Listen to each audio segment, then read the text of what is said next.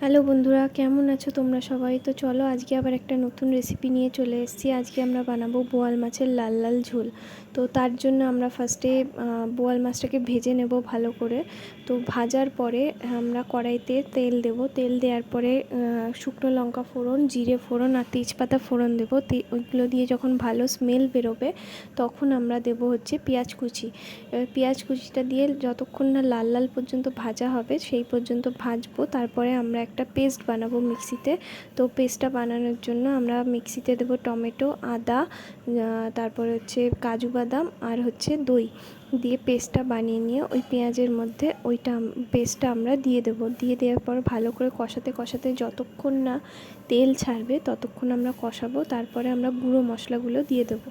তো গুঁড়ো মশলার মধ্যে আমি দিয়েছিলাম হচ্ছে হলুদ গুঁড়ো, নুন, লঙ্কার গুঁড়ো আর একটুখানি জিরে গুঁড়ো।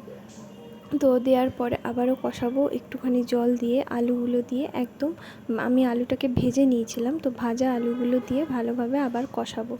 তো কষানো হয়ে গেলে তার মধ্যে আমরা দেব হচ্ছে একটুখানি জল দিয়ে ভালো করে কষাতে কষাতে আমরা একটা স্লাইসারে দুটো রসুন, 2 কোয়া রসুন একটুখানি ভালো করে পিষে নেব। নিয়ে ওই আলু আর ঝোলটার মধ্যে দিয়ে দেব। দেওয়ার পরে কষাতে কষাতে যখন তেল ছাড়বে সেই টাইমে আমরা ভাজা মাছগুলো দিয়ে আবার কষাবো। একটুখানি জল দেব, দিয়ে আবারও কষাবো। তো কষানোর পরে যখন আবার তেল ছাড়ানোর কন্ডিশন হবে সেই টাইমে আমরা গরম জল দিয়ে ভালো করে ভালো করে আলু আর মাছটাকে ফুটিয়ে নেব।